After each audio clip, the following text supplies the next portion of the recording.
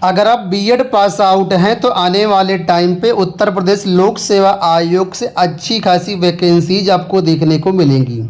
ये vacancy GIC प्रवक्ता और एलटी ग्रेड शिक्षक भर्ती दोनों को मिलाकर के यहाँ पर पद करीब बन जाते हैं 12,000 के आसपास। तो इस वीडियो के माध्यम से मैं आपको कंप्लीट डिटेल्स देने वाला हूँ कि यहाँ पर क्या क्या एलिजिबिलिटी क्राइटेरिया रह सकता है और ये पद कैसे कैसे कहाँ कहाँ से निकल के आए हैं और इन पदों पर अध्याचन की क्या स्थिति है। तो वीडियो को आप लोग अंत तक देखिएगा। सबसे पहले आप लोग यहाँ पर ये आप पीडीएफ देख पा रहे होंगे जिसमें पदों की संपूर्ण जानकारी दी गई है। तो यहाँ पर अगर आप समूह ग में देखें, समूह ग में यहाँ पर अगर आप देखेंगे तो राजकीय माध्यमिक विद्यालयों में जो पदों की रिक्त संख्या है वो 10,631 है। 30,611 कुल पद सृजित हैं जिसमें से 19,880 पद भरे हुए हैं और करीब 10,500 पद जिसमें से प्रवक्ता, सहायक अध्यापक और प्रधानाध्यापक के रिक्त हैं। और ये जो भर्ती है जीआईसी प्रवक्ता एलटी ग्रेड की, ये लोक सेवा आयोग के माध्यम से आएगी।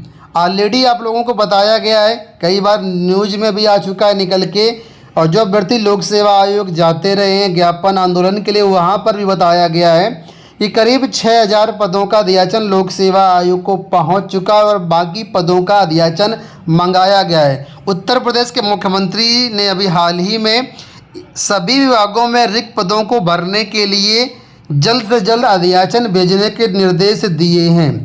ठीक है, तो फिलहाल लोक सेवा आयोग को अध्याचन जाएगा और यहाँ पर पदों की संख्या में अच्छी खासी वृद्धि होगी। ये जो 10,631 पद है इसमें दोनों के पद हैं जीआईसी प्रवक्ता और एलटी ग्रेड दोनों को मिला करके करीब 4,000 पद जीआईसी प्रवक्ता के बताए जा रहे हैं जो रिक्त हैं। हालांकि 4,000 पदों का अध्याचन अभी लोक सेवा आयोग नहीं पहुंचा है, अध्याचन तो करीब 400-500 का ही पहुंचा है। लेकिन ये है कि अब अध्याचन मंगाए गए हैं तो जाहिर सी बात है अध्याचन जाएगा। और वैसे भी निदेशालय के पास काफ़ी ऐसे पद हैं जिनका अध्याचन निदेशालय को तो पहुंच चुका है रिक्त पदों का ब्यौरा, लेकिन वो भी लोक सेवा आयोग को भेजा जाना है। आगामी 6 महीने के अंदर मुख्यमंत्री ने निर्देश दिए हैं कि करीब 75,000 पदों पर भर्तियां कराई जाएंगी। इसके अलावा आप यहाँ पर ऊपर देखेंगे तो समूह ख में भी अच्छे खासे पद रिक्त हैं।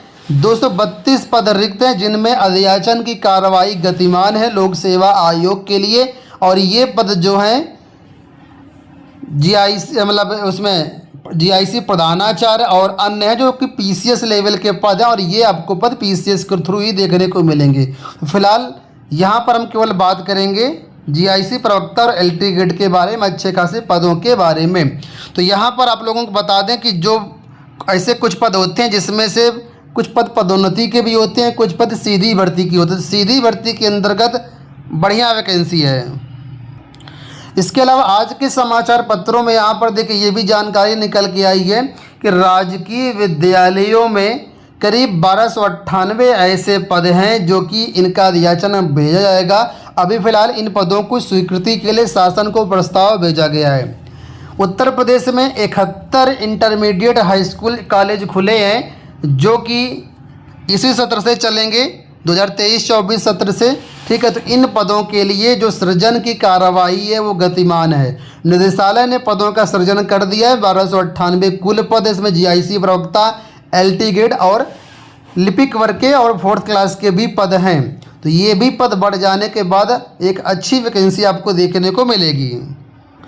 फिलहाल अगर आप इन पदों के लिए इंतजार कर रहे हैं तो कौन कौन से अभ्यर्थी एलिजिबल होंगे इन पदों के लिए, वो यहाँ पर आप लोग एलिजिबिलिटी क्राइटेरिया के अंतर्गत मैं आपको बता रहा हूँ। तो देखिए यहाँ पर अगर आप आवेदन करना चाहते हो सबसे पहले तो आपके पास जो एज लिमिट है वो होनी चाहिए मिनिमम 21 वर्ष और मैक्सिमम 40 ईयर्स।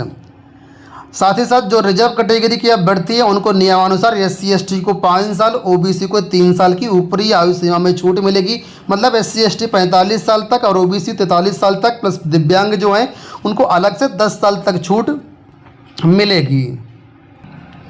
आपको बता दें उत्तर प्रदेश ही एक ऐसा इकलौता राज्य है जहाँ पर प्रवक्ता के लिए बीएड नहीं मांगा जाता है। अगर आपने पीजी किया हुआ है यानी मास्टर डिग्री संबंधित विषय में किया हुआ है तो आप इस पद के लिए आवेदन कर सकते हैं। प्रवक्ता के लिए जो वेतनमान है वो ग्रेड पे 4800 के अकॉर्डिंग यहाँ पर मिलता है। मिनिमम बेसिक आपका 47,600 रुपये मिलता है।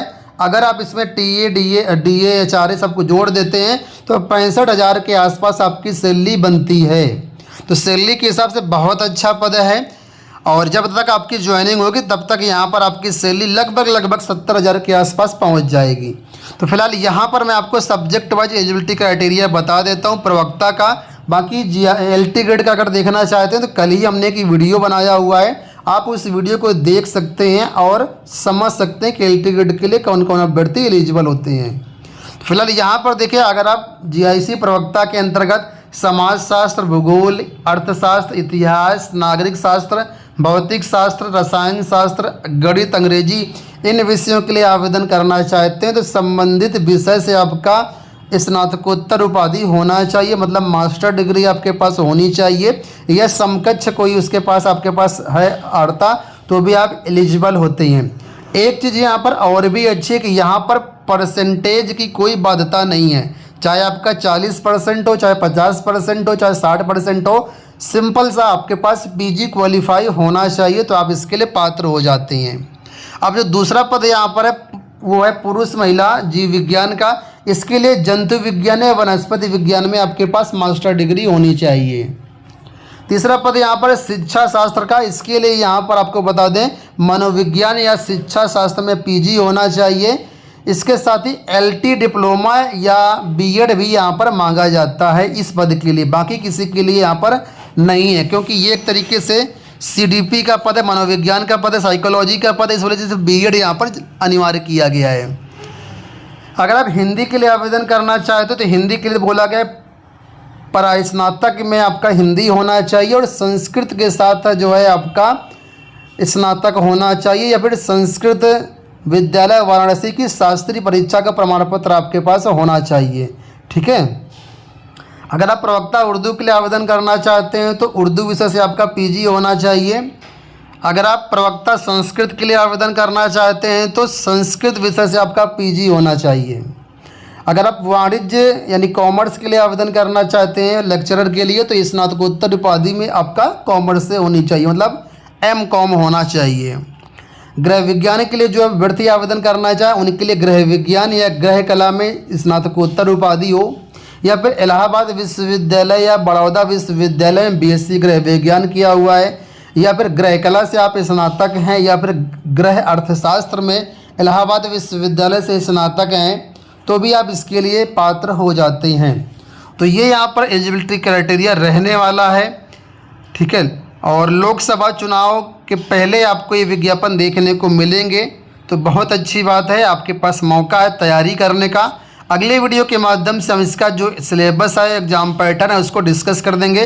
तो चैनल को आप लोग ज़रूर सब्सक्राइब कर लीजिएगा और वीडियो को लाइक और शेयर भी कर दीजिएगा। साथ ही साथ व्हाट्सएप चैनल का लिंक, टेलीग्राम चैनल का लिंक डिस्क्रिप्शन बॉक्स में दिया गया है, आप ज्वाइन करके कोई भी क्वेरी का समाधान कर सकते हैं। धन्यवाद।